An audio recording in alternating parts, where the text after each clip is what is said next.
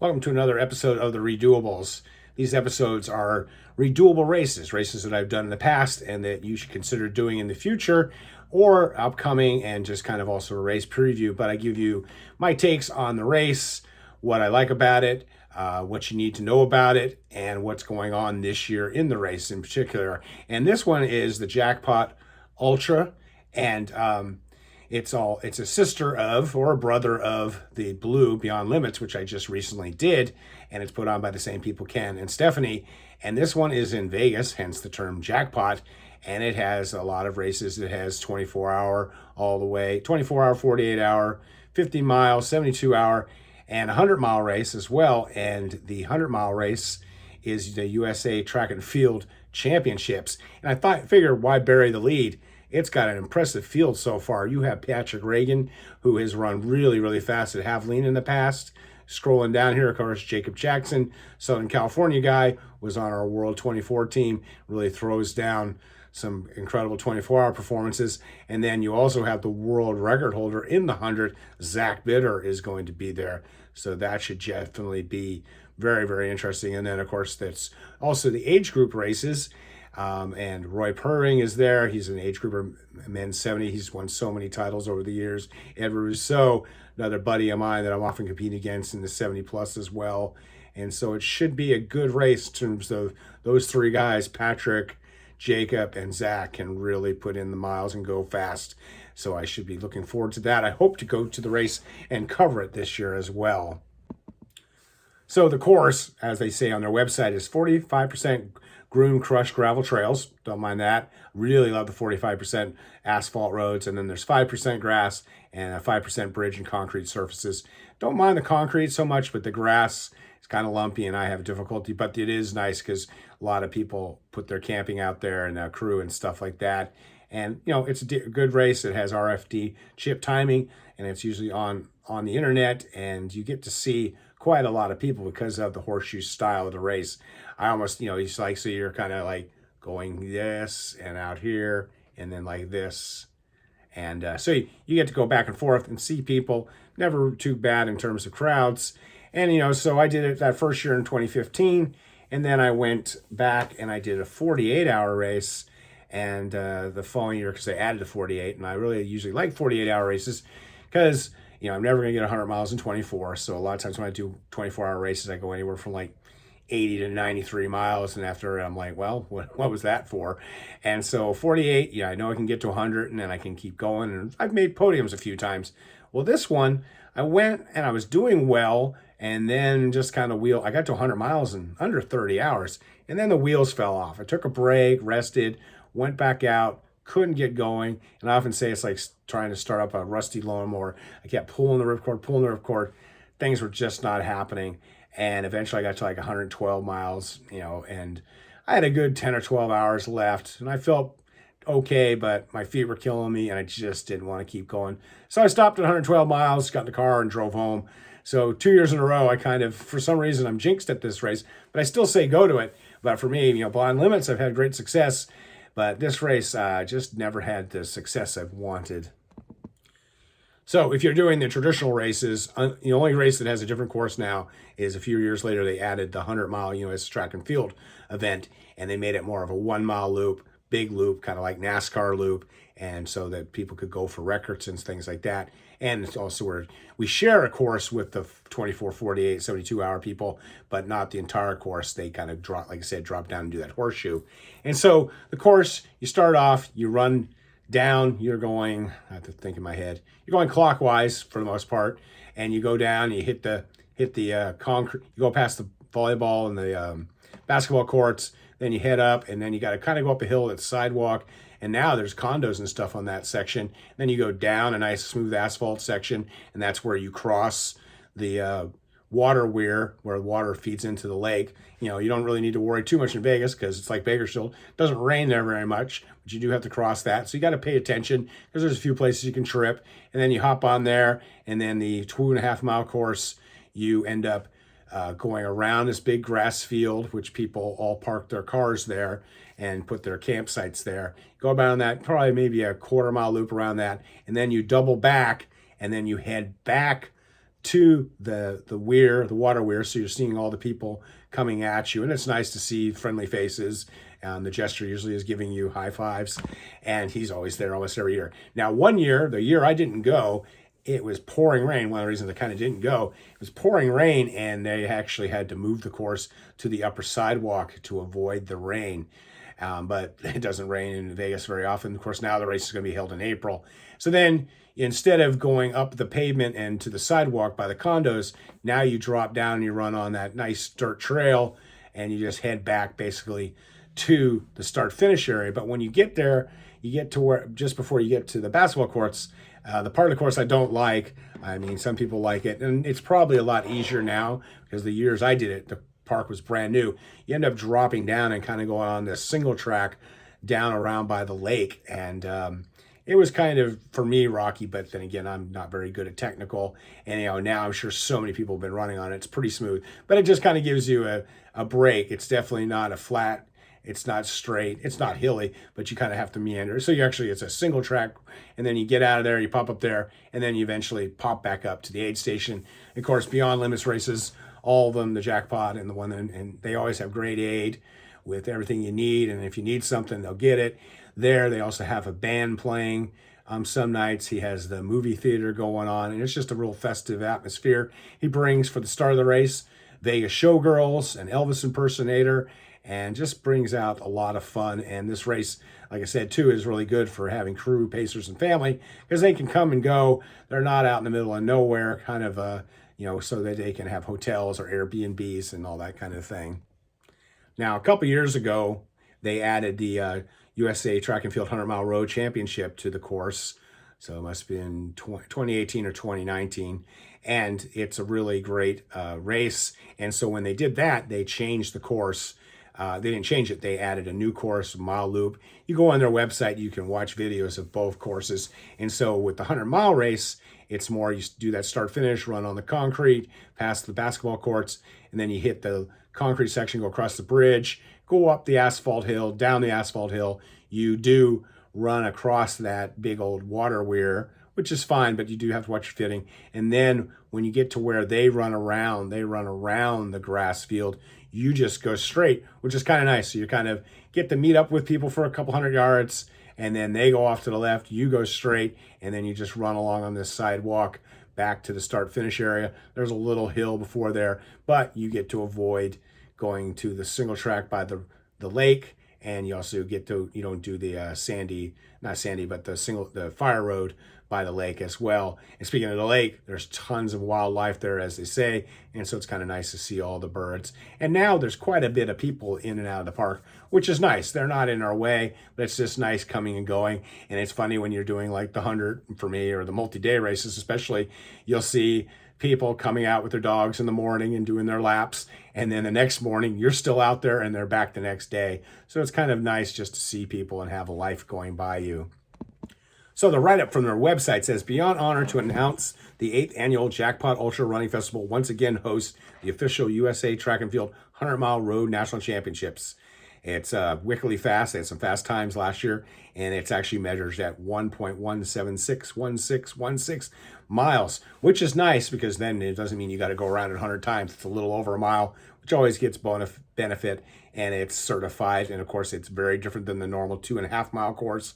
95% paved or concrete surface and 5% crushed gravel. Like I said, that crushed gravel section is only like when you go down the sidewalk hill, you run on the crushed gravel, like I said, very short time. And the course is designed to allow elite USA track and field people, plus people going for age group records, to run really fast and avoid congestion on the course. And they definitely made it as quick as they can. It starts on Friday morning with the 48 hours. With the Friday start, there is substantially less public traffic on the course and 300 less runners. And it has a 34-hour time limit now. Now, I went there in 2019, pretty excited to do the 100-mile. It only had a 30-hour cutoff, which I've done hundreds, my fastest is under 27 hours.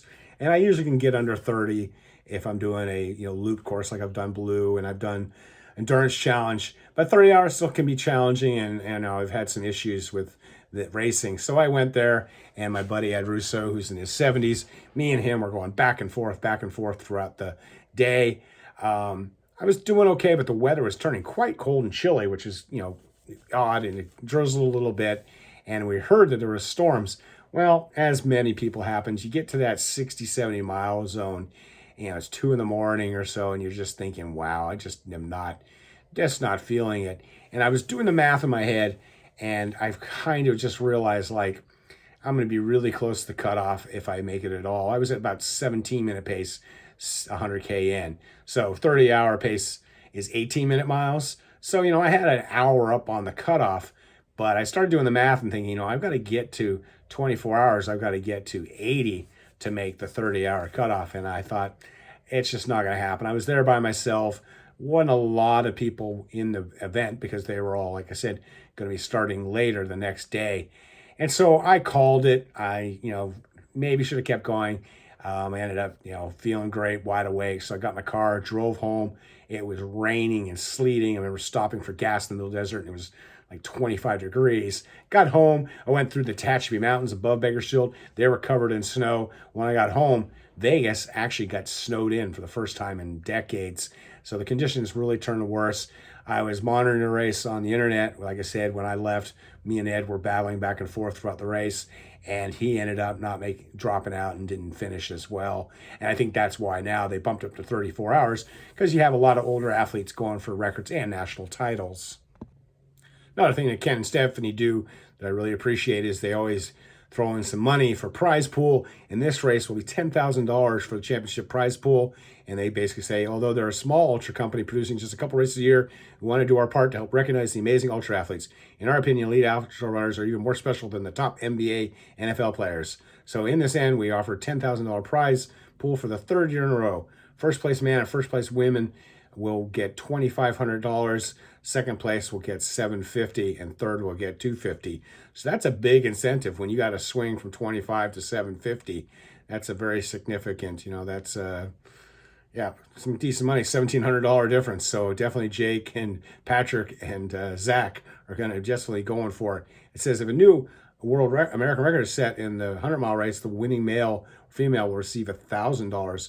Win and set a new jackpot course record and score an additional $500. So you go out there, set an American record, you're going to take home $4,000. Yep, pretty impressive. The 2020 male and female champions each set course records and took home $3,000 each last year. So definitely that's the race to be at. And also, I didn't really know this, but they said, due to the immense popularity of the Jackpot Ultra 48 race, we decided to let those who really want to push beyond limits to run the 72-hour race. And the 72-hour race is going to start on Friday and end Monday. So, wow. I've done 40. I like 48-hour races.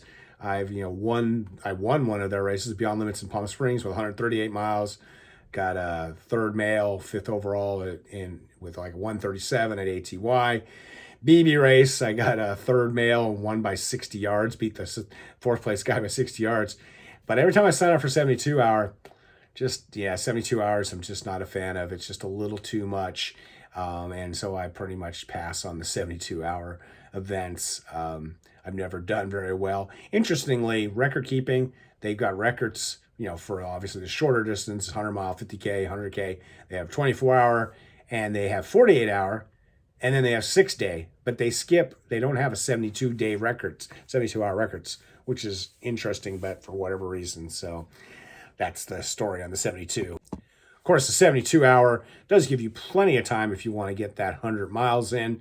Lots of people try and get 272, and they think, 66 miles a day shouldn't be a problem. Well, when I'm at ATY doing 6 days, so many people go for that 200 in 3 days, and they find out it's very difficult. I'm talking some pretty good 100 runners. So good luck to all of you who are doing the 72-hour race.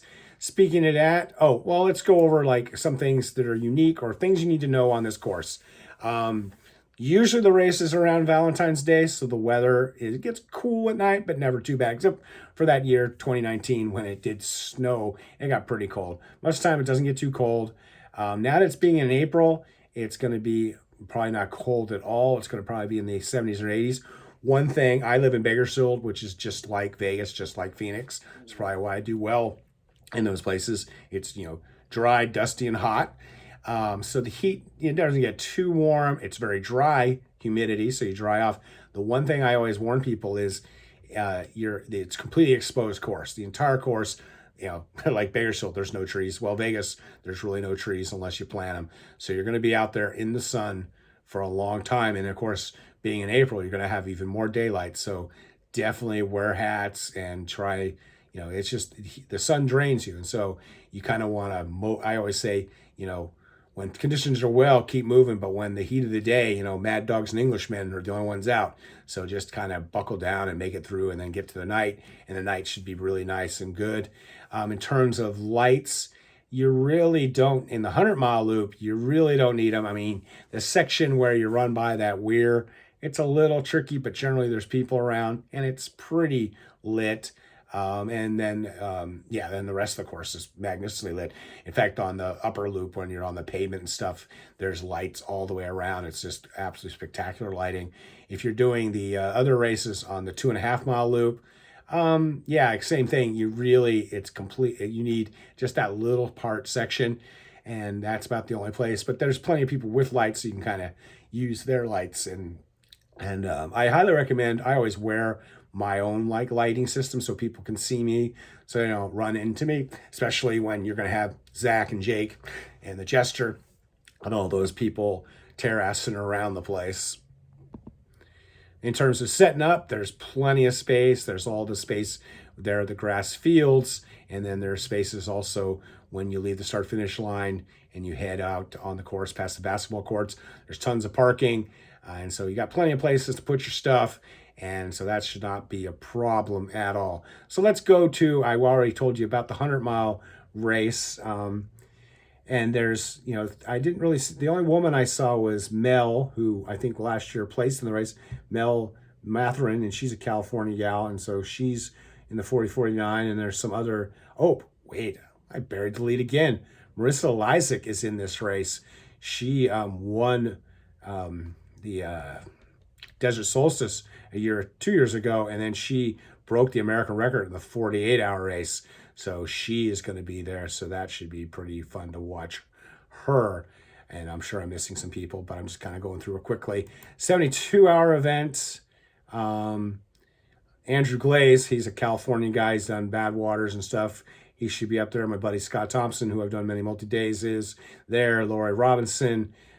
Jennifer Hatcher is a name I'm familiar with. My buddy Bill Dickey, of course, doing the 72. Bill is now, my gosh, where is Bill? 70 plus. And I'm trying to think of, he's just a great guy. He's had all the multi-day races and just keeps rolling and rolling. And so I look forward to seeing him. And that's the 72 48-hour race. You got Grant Barnett. He comes to our Celtic Classic many years, so he should be doing well. I don't think I've ever seen him in a 48-hour race. Tyler Nash from Nevada, he's done lots of those Tough Mudder 24-hour events, and he's always interesting to watch. And then going down here, Kip Brazier. She's in the 60-69, set some age group records in a lot of races. Really great gal. And Marvin Skysberger, he's in his 70s.